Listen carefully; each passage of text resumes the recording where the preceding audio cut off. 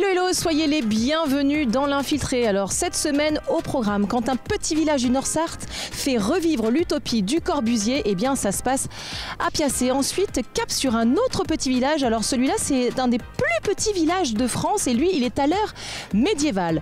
Campement, tournoi de chevalerie, Hippocrate, Limonia, Arboulâtre, ça vous intrigue? Moi aussi. Ensuite, en route pour le village de Montmirail qui s'anime, qui déjeune, qui danse pour fêter l'obtention de son label Village d'accueil des véhicules d'époque. Et puis pour finir, que diriez-vous de rentrer dans la peau d'un apiculteur le temps d'un week-end avec grains de pollen abbayés? Mais tout de suite, en route pour Piacé. Allez! Vous ne le savez peut-être pas, mais ici, à Piacé, dans les années 30, l'architecte et urbaniste Le Corbusier a imaginé une ferme radieuse et un village coopératif. L'idée, c'était d'amener la modernité dans les campagnes. Alors bref, ce projet n'a jamais vu le jour, mais deux frères, les frères Hérisson, en 2008, ont décidé de faire vivre le projet de Le Corbu plutôt que de le muséifier et ils ont créé la Quinzaine radieuse. Un événement qui est une proposition entre balade bucolique et balade artistique qui mélange l'architecture, l'art contemporain et le design. Et là, je vous propose d'aller à la rencontre de Nicolas Hérisson pour en parler. Allez. Je viens de retrouver Nicolas Hérisson, donc nous sommes à Piacé comme je viens de vous le dire. Bonjour Nicolas, ça va bien? Bonjour, ça va, oui, très bien. Alors Nicolas, où est-ce qu'on se trouve? Juste pour un petit rappel pour nos téléspectateurs et téléspectatrices. Alors là, on est dans une extension de l'espace Bézard Le Corbusier qu'on est en train d'aménager, donc qui est collé à l'espace qui parle du projet pour les campagnes de Le Corbusier et Bézard, de fermes radieuses et de villages coopératifs. Donc voilà, c'est un espace qu'on est en train de restaurer avec des murs de briques, des Bouroulec, des designers les Bouroulec, et il y a 2 œuvres dedans actuellement. Alors donc justement, là on a une voiture, c'est quoi? C'est de la paille, c'est de l'osier? Oui, alors c'est une voiture qui est en écho au projet, qui était exposée avant dans la grange du presbytère de la commune, qu'on a déplacée, qui est c'est plus viable ici comme dans un garage. C'est la voiture minimum qu'imagine Le Corbusier en 1928 avec son cousin Jeanneret, qui a un concours lancé, donc voilà, qui est réinterprété ici en vannerie, en osier par Christian Rago, un designer important. Voilà, une voiture minimum avec un maximum de place. Oui, c'est le moins qu'on puisse dire. Il y a beaucoup de place dans cette voiture. Oui, surtout qu'elle est vide, quoi. Il y a juste le volant et la banquette pour l'instant. C'est formidable. Et alors donc du coup derrière nous, c'est une œuvre minimaliste? Oui, alors c'est une œuvre, c'est un artiste, c'est Nicolas Floch, qui avait imaginé cette pièce pour En fait, c'était une commande publique pour le quartier à Quimper, un centre d'art qui a fermé. C'était d'imaginer un accueil pour présenter des livres, des tables, voilà. Donc on a récupéré, c'est un don de Nicolas. Ici, on le présente de manière minimale, un peu à la Donald Judd, comme son barbecue qui était sur l'île, très, très, très minimal. Après, ce qui est intéressant, ce sont aussi des étagères. C'est-à-dire qu'on peut venir les dévisser ici et ça devient des étagères, des présentoirs pour des livres. Donc on présentera des éditions et ici on a quelques tables, bancs. Voilà, on a aussi tout un ensemble de tables et de bancs avec lesquels on se servira, quoi, bien sûr. Alors l'idée c'est qu'on va peut-être aussi retourner voir l'espace qu'on parle du musée, enfin musée. En tout cas, les gens ne savent pas peut-être nécessairement. Il y a des choses qui sont exposées puisqu'il y a de la céramique. Oui, alors il y a une exposition permanente de l'autre côté, sur Le Corbusier, le projet, maquette, plan, céramique de Norbert Bézard, donc qui à la fin de sa vie devient céramiste, le collaborateur de Le Corbusier. Et actuellement aussi, il y a des céramiques d'Éric Maison et Laurent Goumard. On va aller voir ça de plus près. Alors Nicolas, dans les céramiques qui sont là présentées, il y a quand même quelque chose qui m'interpelle, c'est que ça ressemble à des seins, enfin ce sont des tétons, non? Oui, c'est des seins, c'est des bols seins. C'est une réinterprétation du bol sein de Marie-Antoinette qu'on voit là-bas de la manufacture de Sèvres. Donc voilà, ça c'est une pièce historique et c'est une déclinaison faite par Laurent Goumard. Voilà, du bol sein, donc on peut le prendre et boire dedans. Donc c'est une édition illimitée, ça, ce sont des pièces à vendre. Et à côté, on a aussi des assiettes. Donc ça, c'est une pièce à 4 mains qui sont faites par Goumard et Éric Maison. Et pour vous, il y avait une vraie résonance, c'était cohérent d'exposer ces céramiques ici? Oui, alors voilà, à côté, ce qui est éclairé, c'est Bézard, les céramiques de Norbert Bézard. En fait, c'est aussi une proposition, c'est toujours des rencontres avec des artistes, des histoires d'amitié. Éric m'avait invité à exposer à Bélem, où il a un lieu, la Villa des Illusions. Et puis voilà, le retour, c'était Laurent Goumard adore les céramiques et Eric aussi de Bézard, et de les confronter comme ça sur deux tables au bout, c'était intéressant. Enfin voilà, c'est totalement. Ça faisait sens. Ça fait sens, c'est ça. L'autre série, au bout, c'est des céramiques d'Éric Maison. Il a travaillé autour de, voilà, ça s'appelle gourde, cruche, potiche. On aime la thématique, ça nous parle. Donc du coup, on va continuer notre balade, puisque finalement, cette quinzaine radieuse, c'est une balade à la fois artistique et bucolique. On découvre du design, de l'architecture et de l'art contemporain. Et donc, évidemment, il y a plein de choses qui se trouvent à l'extérieur. Exactement, c'est un savant mélange de cette discipline. Voilà, avec une expo importante d'Olivier Olivier. Bon, très bien, on va aller voir ça de plus près. Alors Nicolas, là nous sommes donc au Moulin de Piacé, un lieu auquel vous avez donné une seconde vie. Moulin de Blaireau, oui, un lieu que j'ai pu racheter avec mon frère il y a une vingtaine d'années. Voilà, et pour en faire en partie la salle du bas et puis l'île derrière, une partie de l'île qui est vouée aux expositions, qui est dédiée aux expositions et voilà, et à ce qu'on fait avec l'association. Et on n'a pas parlé justement, la quinzaine radieuse, ça existe depuis combien de temps? C'est la combienième édition? Là, c'est la 16e quinzaine. Voilà, donc un travail quand même de longue haleine qui se construit avec les œuvres en extérieur. Il y a une cinquantaine de pièces maintenant qui est visible à l'année. Et puis les expositions qu'on fait 3 fois par an, printemps, été, automne. Et alors là, dans cette quinzaine, ça représente combien d'artistes au total? Les artistes de la quinzaine, je ne sais pas bien, là, il doit en avoir 13 environ. Ouais, 13, il faut faire ses devoirs. Oui, c'est un bon chiffre 13, mais il faut faire ses devoirs, Nicolas, c'est pas bien. Alors là, justement, on est devant une œuvre absolument magnifique. On y voit ce qu'on a envie. Donc c'est l'artiste.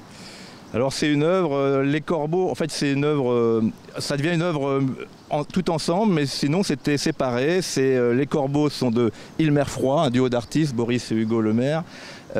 Mais il y a aussi Hervé Rousseau qui a tourné les pièces en céramique et eux sont venus faire les corbeaux. Et Hervé Rousseau, c'est la table qui est en dessous.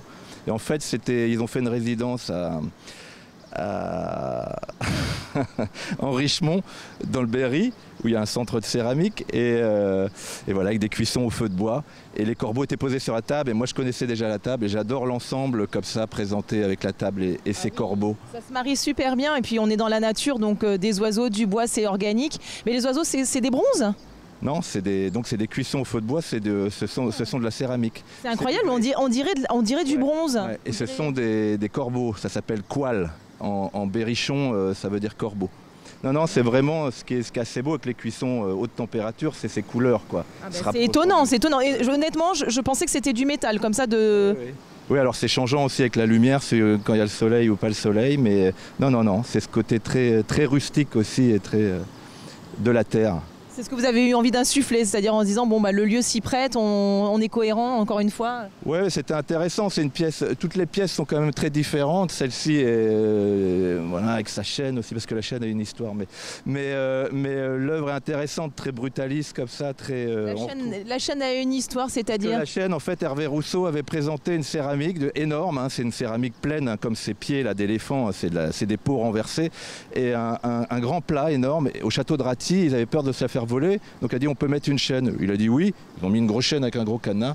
Et en fait il est revenu pour récupérer sa table, il n'avait pas les clés pour le cadenas, il a cassé sa céramique. Donc c'est assez drôle. On a gardé la chaîne. Donc j'ai gardé la chaîne parce que l'histoire est assez amusante, quoi. De peur de se faire voler la céramique, aller la casser, c'est amusant. Voilà, ça raconte une histoire. Oui, c'est formidable, on aime bien les anecdotes autour des œuvres justement. On continue notre petit tour ? Oui. Alors là, Nicolas, on est devant 2 autres œuvres, l'une d'une artiste qui est parfaitement en pleine santé et en vie, puis donc d'un artiste qui n'est plus de ce monde. Oui, alors derrière nous, on a un râtelier, ça s'appelle Œil de bœuf de Julie Navarro. L'idée, c'était dedans, il y a des plantes comestibles. En fait, c'était de brouter la prairie. Donc, c'est une pièce performative, normalement, qu'on mangeait au vernissage. Et voilà, avec différentes plantes. Donc, c'est-à-dire qu'on vient, on admire l'expo et on va brouter dans le râtelier. C'est ça. Donc, c'est une pièce assez belle qui bouge avec la lumière, aussi avec des dichroïques, différentes choses. Voilà, qu'on a pu expérimenter. Elle a pris beaucoup de photos lors du vernissage. C'est un concept, quoi. Oui, c'est un concept, mais c'est aussi une belle pièce. Oui, oui. Et puis on a une œuvre d'Eric Dittmann. Donc il y en a deux dans le village, il y en a une autre dans le parc du Presbytère. Moi c'est un artiste que j'adorais, très important, un suédois qui est décédé, qui sont deux près de la galerie Claudine Papillon à Paris. Donc ce sont deux pièces en fonte de fer. Donc deux sortes de vanités, un ours tête de mort, et que les fesses... on pourra aller faire le tour de l'ours. Et puis le colonel qui se trouve dans la cour du presbytère avec une sorte de théière, voilà, une vanité en forme de théière. C'est un univers un petit peu particulier, c'est quelque chose d'assez étonnant, magique presque. Ouais, Dittmann, c'était un ogre, hein, il était gros, il faisait des grosses sculptures, des peintures, il jouait avec les mots, c'est proche du burlesque, c'est très libre comme art, et c'est vraiment un artiste très important. Hein. Donc je suis très heureux d'avoir deux sculptures de Dittmann. Vous en parlez avec ferveur en tous les cas. Eh bien on va peut-être aller encore découvrir d'autres choses, parce que c'est ici, il y a tellement de choses à voir qu'il faut venir en fait, hein, c'est vrai. Hein. Oui, il faut se déplacer, oui, c'est sûr. Au-delà du fait qu'il y a de belles œuvres, en plus c'est sympathique. Alors là, on a vu donc deux œuvres, dont une qui est quand même assez onirique, je dirais. Et là, pareil, on arrive dans un univers, on est dans la Grange Noire, où on est dans quelque chose aussi d'assez étonnant. Oui, donc là c'est la Grange Noire, ce sont des fusains d'olivier au olivier. En fait, la quinzaine, je présentais en priorité, enfin, c'est le début de la quinzaine, des œuvres du peintre Olivier au Olivier, qui faisait partie du mouvement Panique. Imaginez dans les années 60 avec Topor, Arabal, Jodorowsky, plutôt un non-mouvement, quoi, pas de programme, donc tout est permis, mais autour quand même de l'absurde, l'étrangeté, voilà, tout un univers assez singulier, qui peut rappeler aussi un peu le surréalisme, mais c'est pas du tout rattaché. Donc voilà, c'était intéressant. Donc ici, dans le moulin, à la Grange Noire, oui, ce sont des fusains, des gravures, quelques éditions. Il y avait aussi un travail avec des éditeurs, quoi, autour de la gravure, souvent avec des livres augmentés, avec une œuvre ou deux dedans. Donc c'est intéressant, c'est vraiment un... Alors il n'y a pas de règle, Olivier, il fait des choses, des thèmes, qu'il reprend des années après au pastel, en peinture. Il y a vraiment cette liberté totale. C'est jamais la même chose, il reprend ses sujets, enfin, c'est assez fascinant. Moi c'est un peintre, encore une fois, que j'adorais, et je suis très heureux de pouvoir les montrer. J'ai rencontré sa femme, il y a encore son atelier à Montparnasse qui n'a pas bougé, avec plein d'œuvres, donc j'ai pu faire une sélection d'œuvres. C'est assez diverse, des fois ce sont des séries, mais l'idée c'était de montrer cette façon plurielle, quoi, de faire les choses et d'avoir énormément de choses très foisonnant. Et je pense qu'on le ressent un peu. On le ressent totalement, mais on le ressent totalement aussi dans votre sélection d'artistes, parce que finalement, vous parliez de liberté, et là on a des artistes très différents, des univers très différents qui se côtoient, des vivants, des morts. Comment vous, d'ailleurs, c'est la question vraiment que j'ai envie de vous poser pour finir, c'est comment vous faites votre sélection, comment vous définissez les artistes que vous avez envie d'exposer? Il y a une thématique, il n'y a pas de thématique, on reste dans cette liberté totale? Moi, depuis le début, l'association, c'est très libre, quoi.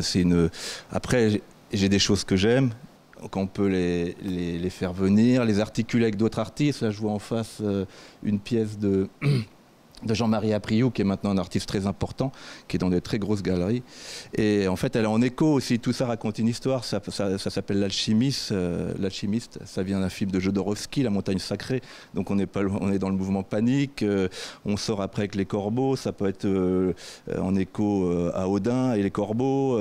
Enfin voilà, je me raconte des histoires aussi. Tout ça, c'est pas mis au hasard. Mais j'adore les mélanges, donc voilà. Et les Bulls-Sicox, ça marche avec la pièce de Dittmann, c'est assez drôle. Tout se répond, tout est cohérent, mais en même temps tout est libre et on raconte des histoires. Donc il faut venir au moulin pour... Voilà, il faut déambuler et puis on découvre des univers différents, mais qui se répondent ou pas, et en fait c'est pas grave. Alors donc du coup, on le rappelle à nos téléspectateurs et téléspectatrices, donc toute l'année vous pouvez voir des œuvres merveilleuses, venir vous promener, vous avez vu, le lieu est fantastique, il y a de belles œuvres, il y a des univers à découvrir, certainement qu'on ne connaît pas nécessairement. Et puis donc là, la quinzaine, ça dure jusqu'à quand? Fin juillet, 28 juillet, voilà, les week-ends, 14h30, 18h, ou sur rendez-vous en semaine. Voilà, il y a aussi des visites commentées possibles. Et puis les prochains rendez-vous, ça sera aux Journées du patrimoine, jusqu'aux Journées de l'architecture, septembre-octobre. Bon, bah, formidable. Voilà, tout est sur Internet, sur la toile. Donc Piassé le Radieux, il faut venir voir, c'est magnifique, vraiment. Je vous invite. Et puis, je suis désolée, on va déjà devoir vous quitter, même si on est très heureux d'être là, parce que le lieu est fantastique, on pourrait y passer la journée. On file à Bourg-le-Roi maintenant.